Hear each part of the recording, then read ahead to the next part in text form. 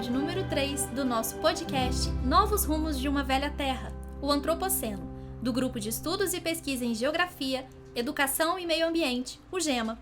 Eu sou a professora Camila Neves, do Departamento de Geociências da Universidade Federal de Juiz de Fora, e hoje estou aqui com o convidado do terceiro episódio, o professor Dr. Fábio de Oliveira Sanches. O professor Fábio é graduado em Geografia pela Universidade de Sorocaba, mestre em Ciências Ambientais pela Universidade de Taubaté e doutor em Geografia pela Universidade Federal do Rio Grande do Sul, onde analisou os efeitos das mudanças climáticas na dinâmica da arenização do Sudoeste Gaúcho. Atualmente, o professor Fábio é professor associado do Departamento de Geociências da UFJF e atua como professor orientador no programa de pós-graduação em Geografia da mesma instituição e no programa de pós-graduação em Ambiente Construído também da UFJF. O Fábio também é professor visitante no programa de pós-graduação em Geografia da Universidade Federal da Grande Dourados. Desenvolve suas pesquisas na área da climatologia, principalmente nos temas que envolvem variabilidade climática, mudanças climáticas, ocorrência de eventos extremos e influência de lagos artificiais e reservatórios hídricos na climatologia local, sendo um pesquisador de destaque sobre esse tema no Brasil. Bem-vindo, professor Fábio, ao nosso terceiro episódio. É um prazer ter você aqui com a gente. Introduzindo o assunto para os nossos ouvintes, durante a conceituação da época conhecida como Antropoceno, caracterizada pelos efeitos da humanidade afetando globalmente o nosso planeta, já se discutia dentre a comunidade científica e o público geral sobre a problemática das mudanças climáticas.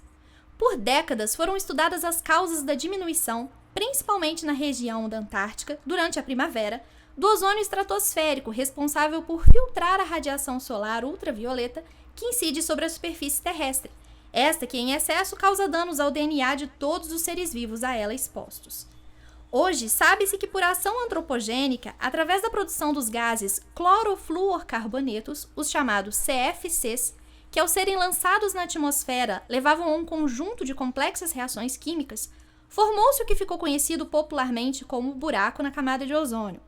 Dessa forma, o Protocolo de Montreal foi assinado em 1987, entrando para a história por ser o primeiro tratado sobre o meio ambiente a ser universalmente ratificado por 197 países, estabelecendo metas para a eliminação das substâncias destruidoras da camada de ozônio, conquistando assim a recuperação verificada dela em 2016.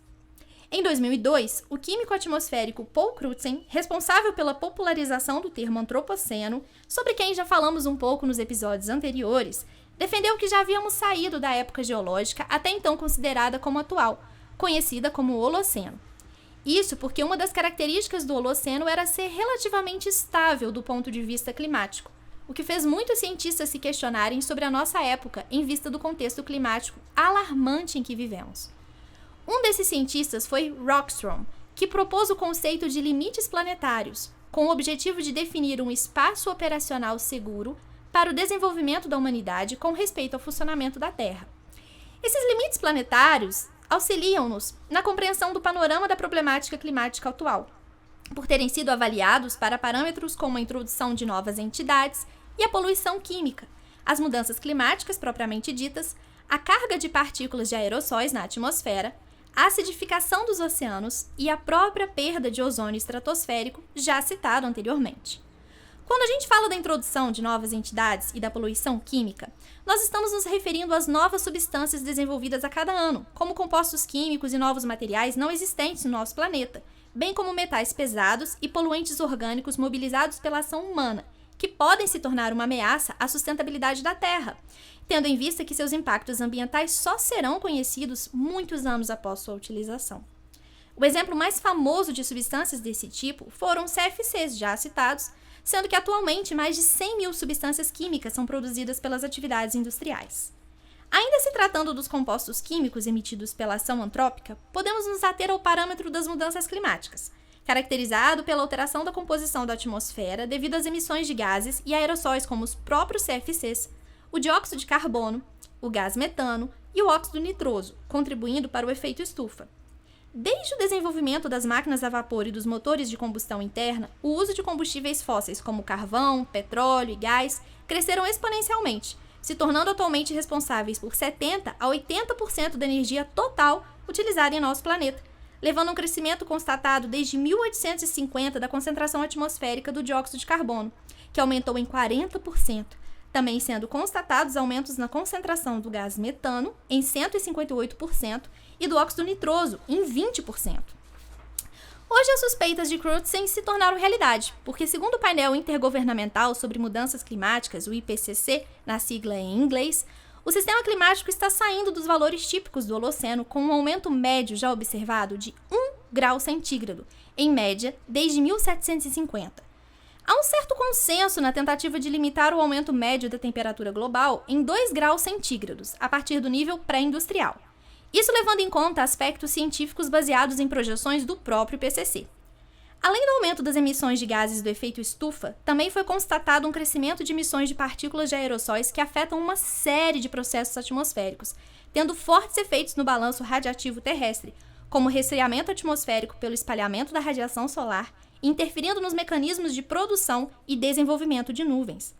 Com o aumento da concentração atmosférica de CO2, o dióxido de carbono, e a sua parcial solubilidade na água do mar, cerca de 33% das emissões desse gás são absorvidas pelos oceanos, o que forma compostos que aumentam a acidez dos oceanos e prejudicam a vida marinha. Mediante esse cenário, professor Fábio, vou lançar aqui a primeira pergunta. Quando a gente fala de mudanças climáticas, quais seriam para você os principais indicativos de eventos desse tipo em uma escala local? E qual seria a sua visão como especialista sobre os recentes eventos extremos que vemos acontecendo em escala global? Muito bem. Que texto de apresentação, né? Um preâmbulo fantástico e caótico. Né? Isso. Camila, obrigado pelo convite. Muito obrigado agradeço. pelo convite. Espero poder contribuir, né, com esse certeza. bate-papo sobre mudanças climáticas, sobre os efeitos, né, de tudo isso para o nosso planeta e que seja realmente atenda às expectativas do programa do podcast. Com certeza vai ter. Camila, o que você colocou, esse texto que você coloca, ele consegue resumir, e de uma maneira não tão resumida, né? Muito do que acontece com o nosso planeta e vem acontecendo no nosso planeta praticamente nos últimos quase 300 anos, né? Para você ter uma ideia, né? Falamos muito do CO2, né? Como um dos principais, ou o principal gás traço, o principal gás do efeito estufa, né? O CO2 ele tem um papel crucial, né, na interação com a radiação atmosférica, com a radiação superficial, interação com a atmosfera, porque ele ao se movimentar, ao receber a influência da radiação superficial, ele se movimenta e cria, portanto, energia, né, uma energia cinética, e a grande concentração dele está aqui na baixa atmosfera, né? Então ele aquece essa baixa atmosfera, né? Então ele mantém energia, um aporte maior de energia na baixa atmosfera, que é onde nós vivemos, né? Que é a troposfera, essa camada em contato com a superfície, né? Quando você fala da produção por atividades humanas, sobretudo industriais e derivadas, né, de gases CFC, né, os clorofluorcarbonetos, os clorofluorcarbonos, né, que na alta atmosfera eles vão interagir e vão quebrar o ozônio, né, o O3, dividir ali o ozônio em O2 e O separado, permitindo assim que mais energia atravesse a atmosfera, porque ele não filtra tudo, ele filtra parte da energia solar, né? Permitindo que mais energia atravesse a atmosfera no processo de entrada, interaja com a superfície e tenha mais energia irradiando a superfície. Ao encontrar esse grande aporte de gás carbônico, de metano e dióxido de nitrogênio, né, você vai ter então uma interação muito maior dessa energia com esses compostos que vão ainda mais aumentar a temperatura nessa baixa atmosfera. Né? O interessante disso tudo é que a experimentação do papel, por exemplo, do CO2, né, já se sabia cientificamente que ele interagia com essa energia e que aumentava a temperatura, né, portanto no ar onde havia sua concentração, já no século XIX. Né, no final do século XVIII, começo do século XIX, consoante Arrhenius já tinha experimentado isso, né, feito esse experimento demonstrando o papel do CO2. Mas, né, Então já se previa o que poderia acontecer, já né? sabia que a O emissão, inimigo foi visto, a digamos emissão assim. de carbono poderia sim elevar as temperaturas planetárias. E é o que a gente tem observado desde os níveis industriais, desde o período industrial, ou seja, Sim. desde a Revolução Industrial, né, o aumento da temperatura caminha junto com o aumento da concentração de gases traços, sobretudo de CO2. E cabe destacar que o CO2 na atmosfera, né, uma vez emitido, seja ele mais pesado, derivado, né, derivado da queima de carvão mineral, ou seja ele um CO2 menos pesado, né, derivado da queima de matéria orgânica, de florestas, enfim, ele tem em média, né, os compostos têm em média uma duração de 100 anos na atmosfera. Muito tempo. Então, o que nós temos hoje aqui circulando, além do que acabou de ser emitido nesse exato momento, né, a gente tem carbono ainda interagindo com a radiação, com a irradiação superficial, portanto, aquecendo aí a atmosfera, pelo menos aí desde 1924. Sim. Né?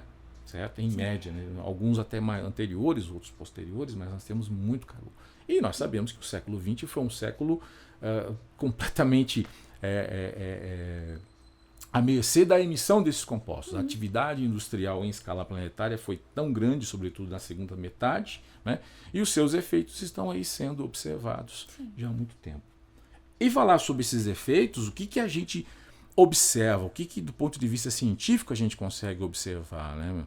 A influência desse aporte energético no planeta, ele se manifesta em todo o planeta. Em todo o planeta. Óbvio que em algumas regiões a condição é muito mais latente, né? Assim, a condição de alteração é muito mais latente. E acho que um grande exemplo dessas alterações são em áreas com condição de clima mais extremo, né? Sobretudo em áreas de alta latitude, onde a cobertura de gelo, a cobertura de neve, né? Então vamos pensar em alta latitude, latitude próxima aos polos, latitudes em torno do círculo polar, sobretudo o círculo polar ártico, né? Onde existem até grupos, né, humanos que vivem já historicamente há um bom tempo e de alguma forma registraram por meio de fotografias, acho que é um bom exemplo, né? Fotografias ali dos anos 30 do século passado, dos anos 40, dos anos 20 do século passado, registraram grandes geleiras, né? Próximo a esses vilarejos e tudo mais. E se formos lá hoje e buscarmos fazer um registro fotográfico do mesmo local, né? Para tentar fazer esse recorte da temporalidade, né? Veremos que havia uma geleira ali, em 1920, 1930, e hoje essa geleira praticamente desapareceu. Ela recuou, não metros, não 1 ou 2 quilômetros, ela recuou realmente 10, 15, 20 quilômetros. E além de recuar, ela diminui de volume, né? Então, mostrando que gradativamente o planeta tem ficado mais quente, muito mais quente. E o século XX, né, demonstrou bem isso. O que chama mais atenção é que quando falamos sobre dados de monitoramento, em média, no planeta, que aí você vai ter uma diluição da diluição, o planeta ele está muito mais quente dos anos 1980 até hoje, mas principalmente dos anos 2000, dessa primeira década do nosso século até hoje. Ele literalmente acelerou. É como se tivessem pisado no acelerador. Né? Então, a questão da exponencialidade das temperaturas planetárias. E aí, uma atmosfera próxima à superfície, né? Um contato atmosférico junto à superfície, que você tem mais energia, né? Ela vai aquecer, o ar vai ficar mais quente e isso vai aquecer também oceanos, também vai aquecer continentes, você vai ter supressão de cobertura vegetal em muitas regiões, o que muda toda a dinâmica do balanço de energia entre a radiação que entra, atravessa a atmosfera, interage com a superfície e passa a atuar interagindo com a atmosfera. Então, a mudança, portanto, nesse albedo planetário, hoje ele é muito maior. A irradiação é muito maior do que o albedo. Né? Então nós temos muito mais energia disponível na superfície, seja ela continental ou oceânica, né? E que isso vai ter os seus desdobramentos para a atmosfera. E aí, talvez um dos grandes exemplos disso são as condições extremas do ponto de vista climático, né, que ocorrem praticamente no mundo todo. Nossa, e é assustador, Fábio, que você falou e a imagem ficou vindo na minha cabeça, né? Então a gente pensa que o carbono que já estava na atmosfera desde 1924, ele está aqui ainda. Só que a geleira lá dos anos 1920 já não tem mais, né? Já recuou muito. E sem a menor possibilidade de você recuperar essa condição de geleira. Não tem como, né? Já perdido. Porque o gelo ele tem um albedo altíssimo, né? Então a condição de gelo, neve, né? A superfície vítrea, branca, clara, né? Teria uma condição muito mais favorável de reflexão, né? Do que de absorção. Sim. Uma vez que você não tem você tem uma redução na superfície desses gelos, na superfície branca, na superfície de neve mais branca, né?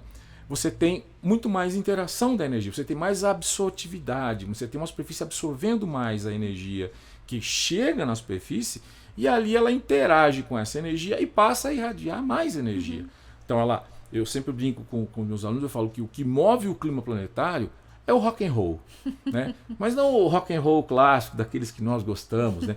É o outro tipo de rock and roll, é a radiação de onda curta que atravessa a atmosfera, então o rock, né, a radiação de onda curta, interage com a superfície e a superfície passa a emitir a radiação de onda longa, o roll, né? E essa radiação de onda longa que vai interagir com esse aporte de compostos, CO2, de metano, de gases, né, de dióxido de nitrogênio, que estão aí na atmosfera em altíssima concentração nesses últimos 300 anos praticamente. Sim. E aí, condição favorável para esse aquecimento que a gente observa que é em escala planetária, né? Nas regiões de clima mais extremo, as mudanças ambientais, essa é uma coisa interessante, elas são mais latentes realmente, né?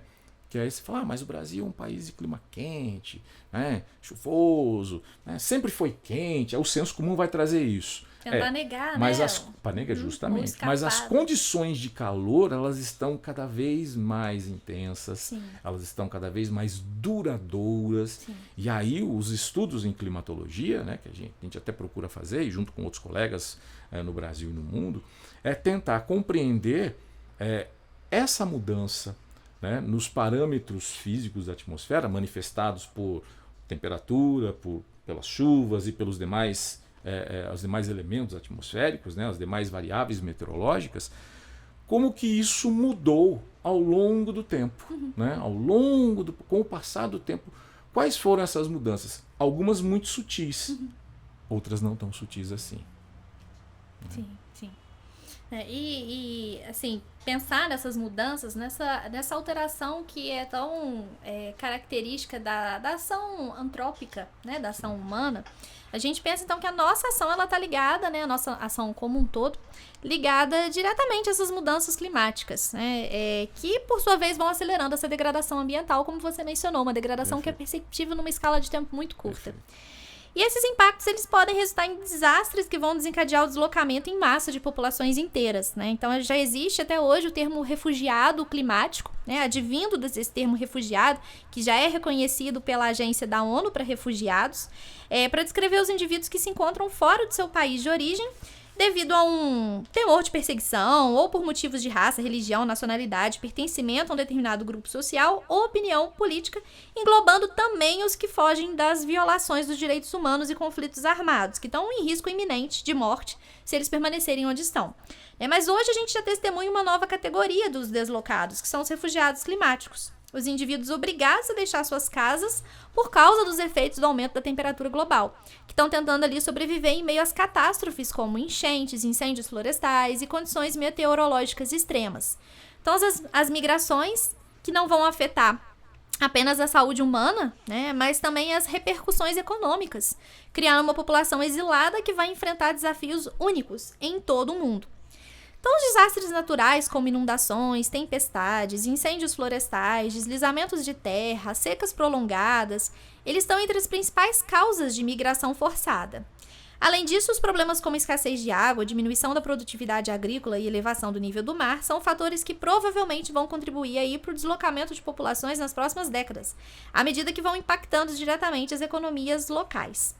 Os grupos mais vulneráveis eles vão ser sempre os mais afetados. Entre os anos de 2016 e 2021, aproximadamente 43,1 milhões crianças foram deslocadas internamente em seus países devido a desastres climáticos, conforme dados recentes da Unicef. As inundações e as tempestades representam 95% desses deslocamentos, de acordo com o estudo, e os impactos serão mais intensos nos países de renda média e baixa. Segundo um relatório do Banco Mundial, estima-se que até 2050, cerca de 17 milhões de pessoas na América Latina e até 86 milhões na África subsaariana vão precisar se deslocar devido a questões ambientais. Já no contexto local, no futuro, estima-se que no Brasil eventos como inundações, tempestades e outros fenômenos climáticos vão deslocar aí cerca de 1,5 milhão de crianças nas próximas 3 décadas. Sendo assim, com base nos dados, a questão dos refugiados climáticos é um problema atual e que cada vez mais vai ganhar notoriedade nos noticiários, estando sempre associada às mudanças climáticas e como essas se desencadeiam em fenômenos sociais, para os quais, até o momento, não há uma solução objetiva, apenas paliativos. Então, eu vou lançar aí, Fábio, a segunda pergunta para você. Recentemente, no ano de 2023, um estudo publicado pelo Instituto Nacional de Pesquisas Espaciais, o INPE, e pelo Centro Nacional de Monitoramento e Alerta de Desastres Naturais, apontou pela primeira vez no Brasil uma região árida, sendo essa localizada na região nordeste do país. Um dos pontos levantados no estudo para a aridez da área foram as mudanças climáticas. É sabido que que a seca causa na região e como isso também leva a migrações internas. Numa perspectiva futura, quais são as mudanças ou maiores dificuldades que esse fato poderá trazer para a população da região? Falar nos refugiados climáticos da região seria cientificamente exagerado ou uma possível realidade para você, Fábio? Nossa! Essa pergunta aí foi... Não somente a pergunta, mas o contexto, Sim. né? Porque, de uma certa forma, quando falamos em refugiados, nós sempre associamos logo numa primeira ideia aos famosos refugiados de guerra. Sim. Né? Você pensa assim, então está tendo um conflito em algum lugar e você tem uma população civil sofrendo as mazelas desse conflito armado, desse conflito bélico, né? E isso ao longo da história humana, né? Como se não ocorresse isso não estivesse ocorrendo isso recentemente, né? Mas enfim, não é esse o tema do podcast. Mas falamos em refugiados, nós pensamos nesses grupos humanos que de alguma maneira estão tentando sair dessa zona do problema, desse local do problema, buscando outras áreas, né? Isso por si só já vai criar uma série de um desencadear de outras relações culturais, étnicas, xenofóbicas, né? E por aí afora. Então, a primeira ideia do refugiado é o refugiado de guerra.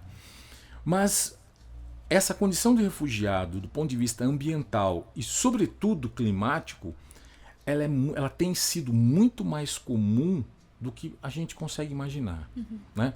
Não pensando apenas e não estou sendo reducionista aqui, né? Nesses refugiados da zona subsaariana, né? Na região do Sahel, por conta de um processo de expansão das áreas desérticas e que está levando esse deslocamento de grupos para outras áreas. E, enfim, desencadeando até outros conflitos étnicos, culturais, né, disputas realmente por espaços, por áreas agricultáveis, por áreas de pastoreio e assim por diante, né, mas em função de uma condição climática, sim, levando essas pessoas a se refugiarem, né.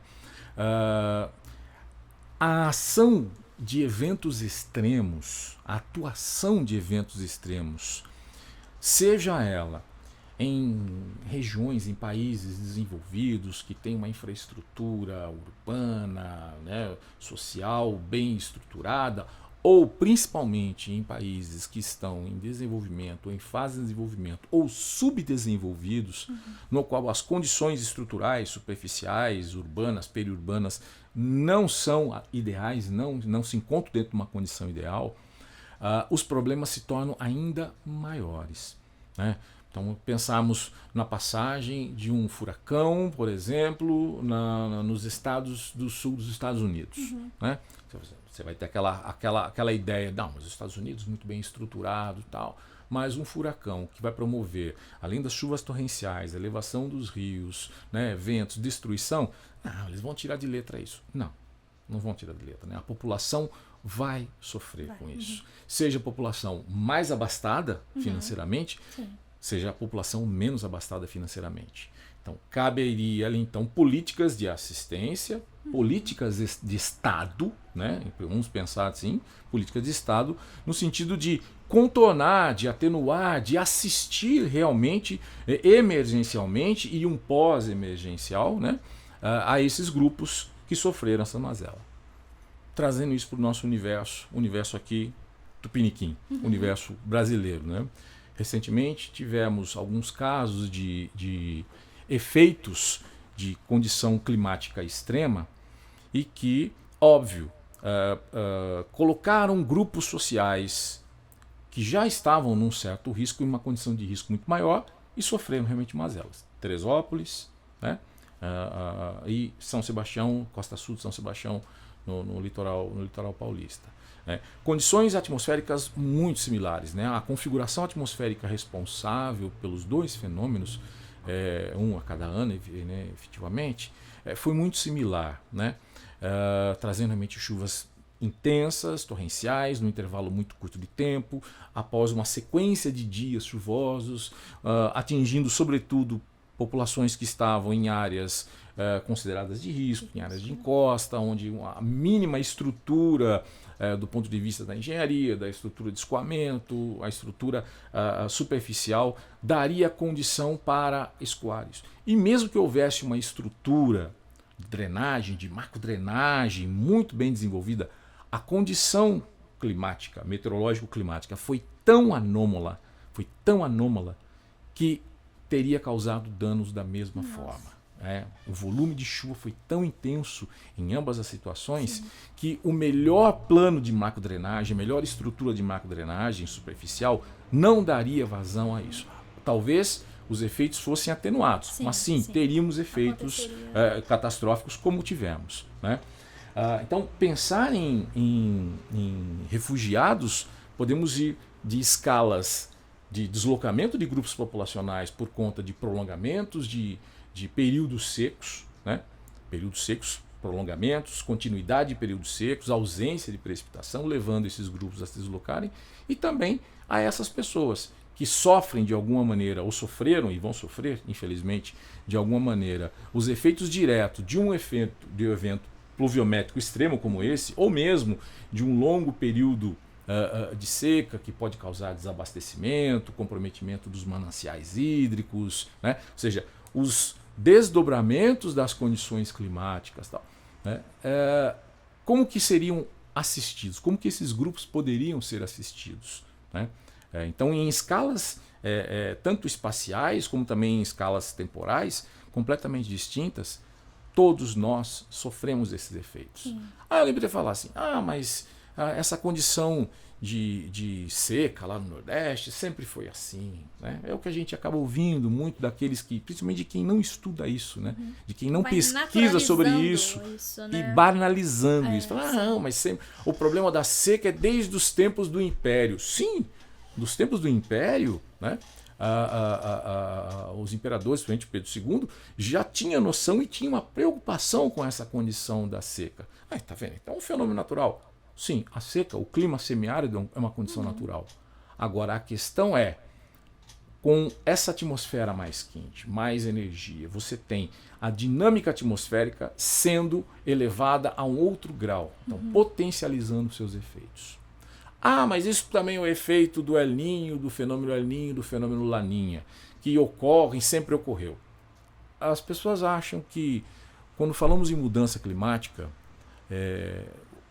a mudança virá no abrir e fechar de portas. Não, ela não virá no abrir e fechar de portas. Ela está chegando, ela está entrando, né? Então não teremos efetivamente uma data, um momento para resolver, né? Para falar assim, olha, aqui era assim e amanhã já não é mais assim. Amanhã já... Não, né? Mas os fenômenos anômalos, né? As anomalias climáticas também sempre existiram. E vão continuar existindo. Sim. E vão continuar. Acontece que, com essa quantidade de energia na baixa atmosfera, esses fenômenos anômalos eles vão se tornar mais intensos. Então haveria e haverá, como está ocorrendo, uma amplificação desses fenômenos. Esses fenômenos estão sendo amplificados pelo aquecimento global. Então, um planeta mais quente está fazendo com que os alinhos, os laninhas, assim como outros modos de anomalia, se tornem mais intensos. Sejam na duração, no seu período de duração, seja na sua atuação. E isso já vem ocorrendo já há um bom tempo. Quer dizer, não foi de ontem para hoje. No início daqui do programa eu comentei e falei, olha, dos anos 1980 para cá, houve potencialmente um aumento. Então, verificou-se por meio de dados que há uma aceleração nessa intensificação do aumento das temperaturas e, obviamente, dos seus efeitos da década de 80 para cá. E agora, nessas 2 primeiras décadas do nosso século, a coisa ficou mais intensa ainda. Então, é como se tivéssemos alguns momentos onde passamos, né, de um patamar para o outro, né? Alguns saltos. Esses saltos são previstos, né? Mas não dizer que a partir de agora ou a partir de tanto não tinha e agora tem. Né? Esses efeitos anômalos vão se amplificar, vão se potencializar. E aí quando falamos dos estudos que o CEMADEM e que o CPTEC-INPE desenvolveram, identificaram, e não só eles mesmos, mas outros colegas também das universidades do Nordeste que pesquisam a condição semiárida, as condições climáticas no interior do Nordeste, uma zona realmente frágil do ponto de vista climático, né, de atenção não somente climática, mas do contexto social, político, histórico e tudo mais, é a identificação de áreas onde aquela condição climática que poderia ser classificada como semiárida, então você tem ali chuvas anuais em torno de 400 a 600 milímetros, né? Longos períodos de anos onde essas chuvas estão muito abaixo. Mas isso é um efeito de modos de anomalia. Sim, pode ser. A anomalia faz parte da climatologia. Essas anomalias estão amplificadas. Sim, então elas fazem parte do aumento da temperatura global. Então fazem parte da mudança climática. Sim. Né? A anomalia não deve ser separada da mudança climática. Ela é uma integrante. É um somatório, né? Ela é uma integrante. E junto com isso também vem uma outra parcela, e é o difícil da gente quantificar, né? A chamada pegada, né? Pegada ecológica, é difícil quantificar isso, né? E conseguir separar até onde é efeito da mudança climática em si, ou mesmo da ação junto àquela superfície. Ou seja, o modo de uso e ocupação dessas áreas, de alguma maneira, pode ter contribuído também para acelerar esse processo e colocar em evidência essa condição para a redução das chuvas e identificação de áreas como sendo áreas com características desérticas. Né? Um dos exemplos, acho que mais claros disso, ocorre no próximo à região do Mar de Aral. Né? No Mar de Aral, lá na antiga, vou falar da antiga União Soviética porque eu sou do século passado, né? Mas lá na Rússia, se eu não me engano, onde você tem todo um sistema de drenagem, houve todo um sistema de drenagem dos rios que levam ao Mar de Aral, drenagens para a produção de algodão, né? Para a agricultura do algodão. Isso diminuindo a superfície, diminuindo, portanto, a área e também diminuindo o volume do Mar de Aral, que é um mar fechado, né? Uma drenagem fechada. Né? Então, ele gradativamente, né? Os estudos por meio de sensoramento remoto revelaram que, não só ele, mas outros também, mas sobretudo o estudo feito no Mar de Aral, que períodos em períodos, década a década, a sua superfície e automaticamente seu volume foi diminuindo ao longo do tempo. Efeitos: um planeta mais quente, que aumenta o processo de evaporação, transfere a água daqui para outra região, né, por meio de evaporação, por meio de transporte, mas também a contribuição por meio do seu uso e ocupação.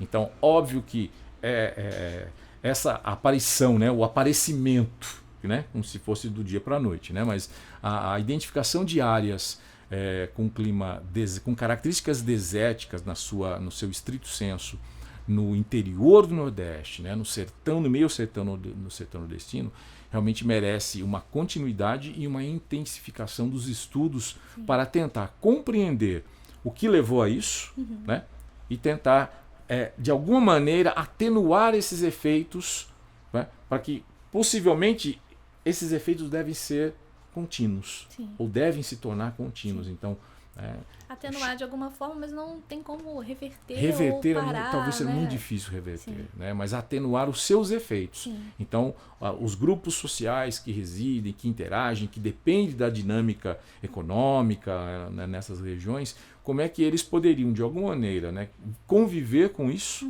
né, contribuir de alguma maneira para uma tentativa de reversão, mas pelo menos que eles consigam viver com essa nova realidade. Sim, sim. E o que nos preocupa é que, embora, como você pontuou muito bem, todos nós estamos sendo afetados. Vamos ser afetados em algum momento, né, em alguma escala. Mas os grupos que têm menor força, que têm menor poder econômico, político, são os que têm mais dificuldade para se reerguer, para lidarem com isso. São os mais vulneráveis, né? Então, essa preocupação em torno da questão dos refugiados climáticos são esses grupos que vão sofrer mais, né, de uma forma mais intensa. A gente fala que os efeitos da mudança climática, eles são bem democráticos. Sim. Mas eles são completamente desiguais. Sim, Quer dizer, todos nós vamos sofrer isso. Mas... Alguns grupos vão sofrer menos essas mazelas, Sim. outros vão sofrer muito mais. Sim. E já estão sofrendo, né? Sim. Essas mazelas, ou seja... Não estamos todos no mesmo barco. Não Nunca estamos todos no mesmo na barco. verdade, né? Nunca estivemos, estivemos, né? E aí, falando desses danos, desses extremos climáticos, esses fatores, essa influência humana, a gente pensa, né, nesse aumento da probabilidade de ondas de calor, de secas, de furacões mais intensos, eventos de precipitação intensa, que vão aí causando impactos ambientais e aumentando o risco de doenças e de danos às propriedades, né, como você já mencionou agora pra gente. Um outro exemplo, que eu acho que é importante a gente pensar sobre isso, é o derretimento muito rápido das geleiras, que podem liberar substâncias prejudiciais aos ecossistemas e aos seres humanos. Essas substâncias, como por exemplo o dióxido de carbono, o metano e outras, estão presentes nas geleiras e são liberadas assim que elas são derretidas, contribuindo para o aquecimento global, além de ajudar também na disseminação de doenças. Porque nas geleiras a gente pode encontrar alguns vírus que estão inativos aí há milhões de anos, né, há milhares de anos, apenas pela baixa temperatura que eles estão inativos. Então, com o derretimento dessas geleiras, eles podem ser liberados e reativados, com uma potencial consequência nociva para diferentes seres vivos. Outro exemplo é o descongelamento do solo nas regiões árticas. Com isso, a matéria orgânica, como os restos de animais e plantas que estavam concentrados ali no solo, vão se espalhando e sendo distribuídos no ambiente, podendo liberar substâncias que podem ser prejudiciais para o ambiente e para a atmosfera. Dessa forma, isso pode gerar consequências para as comunidades locais e para a vida selvagem, que depende dessas condições ambientais específicas para a subsistência. Em vista disso, fica evidente que as atividades humanas, como o desmatamento, intensificação da implantação de indústrias, a urbanização, a agricultura intensiva, outras práticas, podem ser prejudiciais à natureza, mudando os padrões climáticos dos ambientes e tornando essas áreas mais expostas aos eventos climáticos extremos. Mas onde são discutidas as questões climáticas e quais são os órgãos responsáveis por isso, né? Se a gente pensa nesses encontros internacionais que a gente vem ouvindo falar, né, já há décadas, né, provavelmente todos já ouviram falar da Rio 92. Há quase 32 anos, o mundo inteiro voltou seus olhares para o Rio de Janeiro. A segunda Conferência das Nações Unidas sobre Meio Ambiente e o Desenvolvimento aconteceu em junho de 1992 e reuniu cerca de 178 países. Os representantes incluíam chefes de Estado, ministros e outros. Apesar de ter sido a segunda grande reunião das Nações Unidas sobre o meio ambiente, foi na Rio 92 que a questão ambiental ganhou maior destaque. Fazendo uma breve linha do tempo, em 1972 aconteceu a Conferência de Estocolmo, quando foram tratados assuntos como poluição atmosférica, poluição da água, do solo, além da criação de órgãos especializados, como o Programa das Nações Unidas para o Meio Ambiente, e em 1988 foi criado o IPCC, o Painel Intergovernamental sobre Mudanças Climáticas, que libera relatórios focados em diferentes aspectos das mudanças climáticas. Em 1992 aconteceu a segunda conferência, essa que eu falei agora há pouco, no Rio de Janeiro, e nela foram produzidos documentos de grande importância, como a Declaração do Rio de Janeiro sobre o Meio Ambiente e Desenvolvimento, a Declaração de Princípios para as Florestas, a Convenção sobre Biodiversidade Biológica, a Convenção do Clima e a Agenda 21. Posteriormente foi fundada a COP, Conferência das Partes, e a partir de 1995 os países passaram a se reunir diversas outras vezes. Das conferências surgiram documentos importantes, como o Protocolo de Kyoto, em 1997, e o Acordo de Paris, em 2015. A título de curiosidade, a cidade de Cubatão, localizada em São Paulo, foi reconhecida na Rio 92 como símbolo de recuperação ambiental. Cerca de 10 anos antes, a cidade tinha recebido da ONU o título de cidade mais poluída do mundo e ficou conhecida como Vale da Morte. A presença de indústrias pesadas causava efeitos devastadores em decorrência da poluição atmosférica, como o nascimento de crianças com graves malformações nos membros e no sistema nervoso. No entanto, com o empenho coletivo, as emissões de poluentes chegaram a cair 90% e, consequentemente, caíram também os números de pessoas acometidas de doenças respiratórias e de bebês fisicamente comprometidos. O relatório mais recente lançado pelo IPCC foi em março de 2023. Esse documento trouxe importantes e preocupantes informações, como, por exemplo, o alerta de que os desastres naturais relacionados ao clima estão atingindo especificamente as pessoas mais socialmente vulneráveis, o que a gente falou agora há pouco, né? E os ecossistemas mais frágeis, além do aumento considerável da temperatura média mundial, que já subiu 1,1 graus Celsius acima dos níveis pré-industriais. Além disso, esse aumento tende a causar o agravamento da insegurança alimentar e hídrica em todo o mundo. Diante desses desafios, é importante que os governos, as empresas, as comunidades trabalhem juntos para reverter e evitar danos maiores. Algumas medidas como a expansão do acesso à energia limpa, diminuição da emissão de carbono e melhorias na qualidade do ar devem ser adotadas para evitar um futuro ainda mais catastrófico para o nosso planeta e para as futuras gerações, né?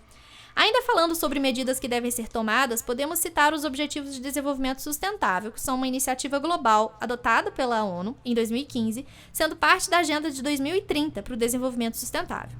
Consiste em 17 objetivos que abrangem diferentes áreas e representam um compromisso coletivo firmado pelos países. No entanto, esses objetivos eles exigem ações coordenadas que muitas vezes não são levadas a sério pela falta de obrigatoriedade, além de dificuldades de implementação causadas por fatores limitantes, como falta de financiamento adequado, que geram problemas na adaptação local, levando à desconexão entre os objetivos globais e as necessidades específicas. Então, vou lançar mais uma pergunta para você, Fábio. A expansão urbana, ela influencia tanto a frequência quanto a intensidade dos eventos climáticos extremos. Levando em consideração os efeitos da ilha de calor urbana, alterações na cobertura do solo e padrões de precipitação, quais são as estratégias que você acha que podem ser adotadas para mitigar esses eventos climáticos? Muito bem. Bom, então só a gente resgatando que quando falamos de efeitos, né, das mudanças climáticas, nós estamos pensando num efeito de escala, das escalas superiores para as escalas inferiores. Então, vamos pensar num planeta mais quente, mais aquecido, né, onde você tem um aumento maior da evaporação, a formação de nuvens, por exemplo, de tempestade com mais frequência, ocorrência dessas tempestades com mais frequência, né, ajustes, alterações na ciclicidade de períodos chuvosos e períodos secos, né? Isso já também é observado, a gente consegue observar bem isso, sobretudo para nós aqui no mundo tropical, né? Que tem o regime de chuvas bem característico, né? Estação chuvosa, estação seca, a gente consegue identificar mudanças que vêm ocorrendo já há algum tempo, né? Efeitos das anomalias que comentamos agora há pouco, né? Período chuvoso que era para ter chovido e não choveu. Exemplo de 2014, 2015, né? Período chuvoso que era para ser chuvoso e foi período seco. Então, ação aí de interferências na circulação atmosférica, mas sobretudo também papel dos oceanos mais quentes, mudando esses padrões, né, climáticos, né? Então, pensamos que você tem um efeito de cima para baixo, né? De cima para baixo. E nós estamos aqui embaixo. Sim. Nós estamos no nosso espaço urbano, né? Um espaço urbano que foi sendo construído, não surgiu do dia para a noite, ele foi construindo ao longo do tempo, né? E foi se reconstruindo, se readaptando, se ajustando numa velocidade muito mais lenta do que o que podemos associar às mudanças, seus efeitos das mudanças climáticas, né? Por exemplo, período chuvoso mais intenso, período chuvoso mais curto, com volume maior de chuva, alguns meses se destacando como meses mais chuvosos, significativamente mais chuvosos, a atuação de sistemas atmosféricos responsáveis por chuvas contínuas, volumes intensos, mas com a duração de dias de chuva, né, maior e tal. E aquele espaço urbano que boa parte dele foi construído, foi concebido nas cidades ao longo dos anos 30, 40, 50, 60, 70, 80, né? Falávamos agora há pouco também dos seus sistemas de macrodrenagem, por exemplo, né? Um sistema de macrodrenagem pensado para os anos 30 e que não sofreu alteração na sua dimensão, ele não consegue dar vazão a esse volume de chuva hoje, que é muito mais intenso, né? O chover 20 milímetros em um dia é uma coisa. Chover 20 milímetros, que é 20 litros por metro quadrado, né? Chover 20 milímetros em 20 minutos é outra coisa completamente diferente. Então, a chuva vai interagir com a superfície de uma maneira completamente diferente, distinta, né? E aí, como é que nós construímos, produzimos e reproduzimos esses espaços urbanos, né? Espraiando cada vez mais, impermeabilizando cada vez mais, reduzindo áreas de infiltração, né? Aumentando áreas impermeáveis ao longo das bacias hidrográficas, sejam elas bacias onde o espaço urbano se desenvolve bem, ou seja mesmo em áreas bacias, em áreas rurais, né? Que estão num processo de transformação. O espaço urbano cresce horizontalmente e verticalmente, né? Então, essas transformações espaciais urbanas gradativamente vão mudando essa relação que nós teríamos com essa superfície aos efeitos, por exemplo, da chuva. Não vamos falar nem da temperatura, daqui a pouco a gente fala sobre temperatura, né? Sobre os efeitos da chuva, né? Então, a mesma chuva de 20 milímetros, né, que poderia ocorrer em 24 horas, ela está ocorrendo em 20 minutos. A mesma chuva de 30, 40, 50 milímetros, que ocorreria em 24 horas ou em 12 horas, hoje ela ocorre em 1 hora. Né? E a resposta disso para um sistema superficial de drenagem é completamente diferente. E aí, óbvio, né, as regiões mais baixas, as regiões com adensamento populacional, elas vão sofrer muito mais desses efeitos. Cada vez que impermeabilizamos a montante, ou seja, para as partes mais altas da bacia, nós aceleramos o processo de escoamento. Canalizações, né, fazem com que a água que cai na parte alta da bacia chegue mais rápido na parte baixa da bacia. E a parte baixa da bacia, né, já está ocupada, como foi ocupada, pelas condições que foram ocupadas, né, pela sua temporalidade também na ocupação, dificilmente elas conseguem ter uma resposta adequada àquele volume de água dos rios que vão transbordar, vão sair do canal, vão inundar e tudo mais. E os efeitos estão aí todos os anos, infelizmente, né, todos os anos, sobretudo no período do verão. Cheias, inundações, transbordamentos, né, perdas econômicas, muitas perdas de vida na parte baixa. E na parte alta, ocupações irregulares também. Né? Ocupações fora de um padrão ou ocupações em áreas que não deveriam ser ocupadas. Né? Nós deveríamos manter a água dentro do sistema atmosfera-superfície por mais tempo na superfície e subsuperfície. Né? Que ela levasse mais tempo para sair da parte mais alta para a parte mais baixa. Mas o que nós vemos não. Ela chega mais rápido, justamente por dar vazão, por acelerar esse escoamento. Né? Então, ocupamos áreas com forte declividade, né? Ocupações regulares e irregulares também, né? Principalmente irregulares, que criam e colocam essas condições de risco a esses grupos, na maior parte das vezes, grupos humanos com menor poder aquisitivo, são áreas onde os terrenos são realmente mais baratos, né? A menor valor econômico imobiliário agregado, né? Enfim. Então, Fábio, só te interrompendo rapidamente, só para poder amarrar aqui o que você colocou agora. Então, somado às mudanças climáticas, a alteração que a gente vem promovendo no espaço urbano, ela está indo na contramão do que precisaria ser feito para que a gente pudesse lidar com essas mudanças de alguma forma, né? O espaço urbano em si, e assim, vamos tentar transpor essa condição de espaço urbano. Você vai falar, poxa, mas realmente será que afetaria? Pega uma mancha urbana, uma superfície urbanizada como São Paulo e região metropolitana, que é um tecido urbano heterogêneo, né? Altamente impermeabilizado, com canalizados e tudo mais. Hoje já se tem estudos que demonstram que o efeito direto dessas grandes áreas, essas grandes regiões metropolitanas, interferem diretamente e intensamente sobre a atmosfera em contato com ela. De que maneira? Muito irradiando energia. O espaço urbano é formado por asfalto, concreto, cimento, redução de áreas verdes. Tudo que na interação da energia atmosférica, né, da energia da radiação atmosférica, vai potencializar uma condição de emissão de energia. emitindo mais energia, criando desconforto térmico, né? Criando diferentes bolsões de temperaturas mais quentes, menos quentes, né?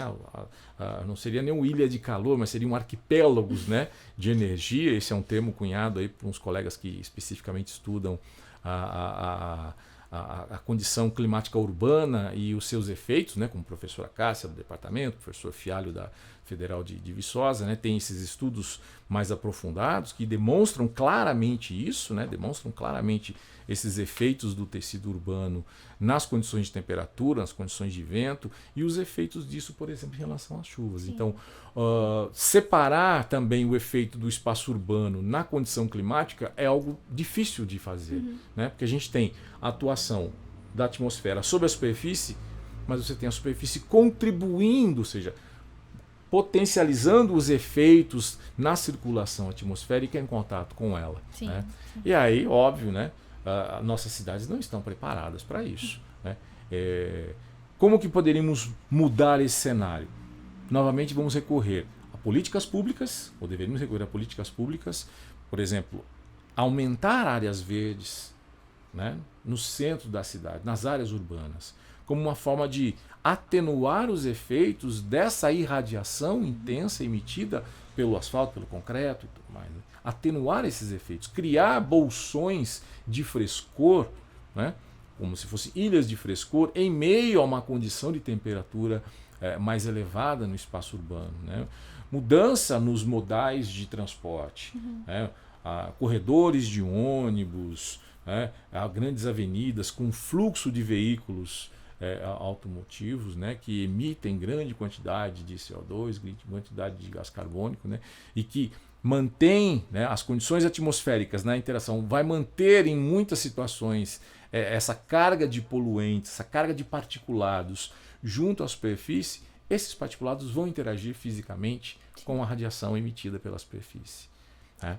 A gente tem estudos desenvolvidos lá no laboratório de climatologia que demonstram claramente que mesmo, por exemplo, na Avenida Getúlio Vargas, mesmo com uma caixa, né, mais larga, né, com uma avenida mais larga, com menos prédio ladeando essa avenida, né, uma condição que poderia colocar ali um corredor de escoamento atmosférico, a gente encontra condições de temperatura a 1,5 metro, né, que é onde a gente vive. Né? A gente vive a 1,5 metro da superfície, né?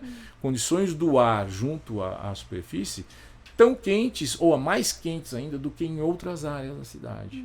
Né? Você fala, poxa, mas o que poderia, em certos horários, ou seja, possivelmente associados ao fluxo de veículos, potencialmente associados ao fluxo de ônibus. Então, o calor do motor do ônibus, o calor, a emissão de poluentes, a interação dessa energia da superfície com esses poluentes, tudo isso contribui para uma manutenção, permanência e intensificação das temperaturas nesse 1,5 metro onde nós vivemos. Né? Então você tem um espaço urbano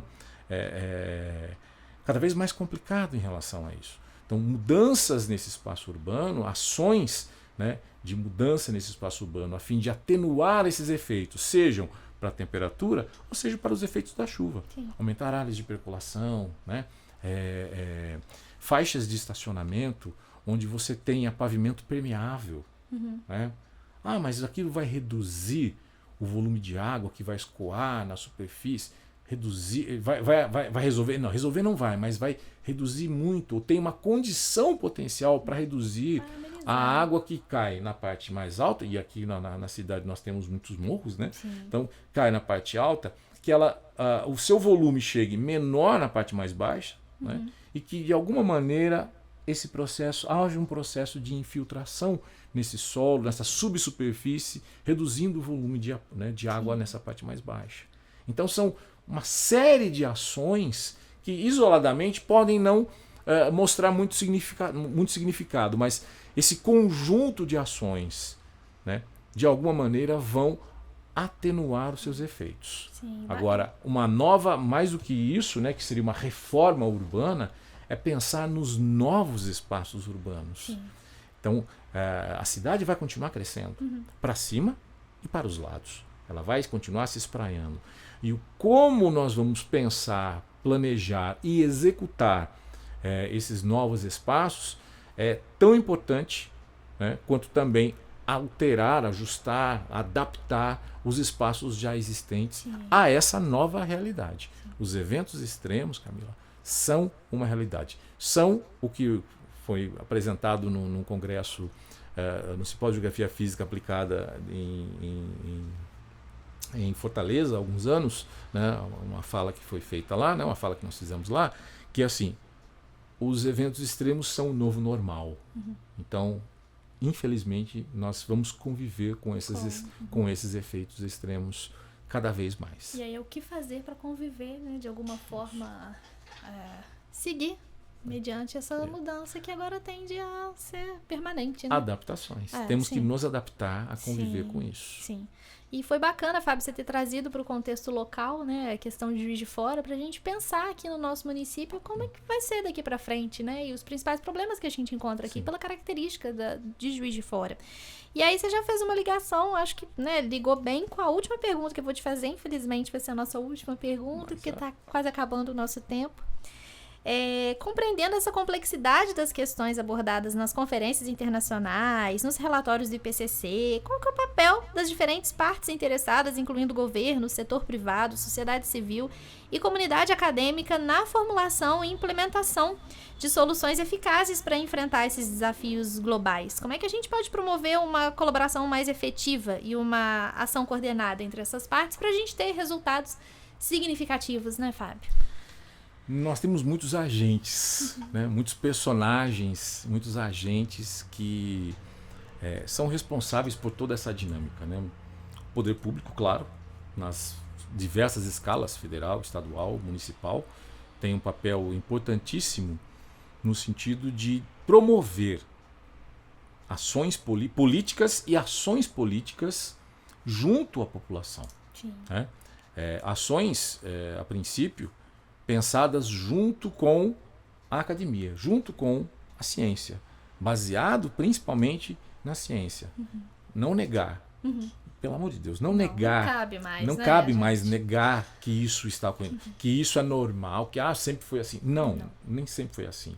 Os eventos extremos fazem parte da climatologia. Fizeram parte, nas séries históricas longas que conseguimos identificar, eventos extremos ocorreram.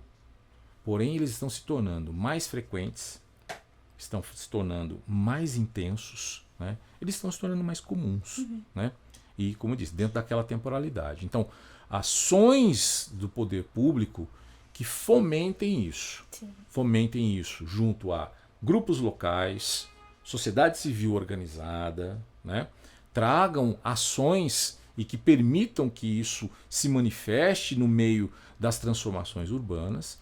Mas, principalmente, um dos grandes atores responsáveis pela dinâmica urbana, que é o mercado, né? Que é o mercado imobiliário, principalmente, e que ele não atenda apenas a um segmento.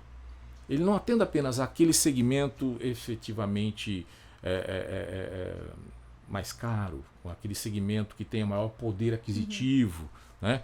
Mas que isso seja por meio, inclusive, das ações governamentais, possa ser levado também, principalmente, para os grupos sociais mais vulneráveis. Porque precisam tanto quanto daqueles grupos que não são tão vulneráveis ou que têm um poder aquisitivo maior. Né? Então, que seja, de alguma forma, e aí é quase que um sonho de Poliana, né?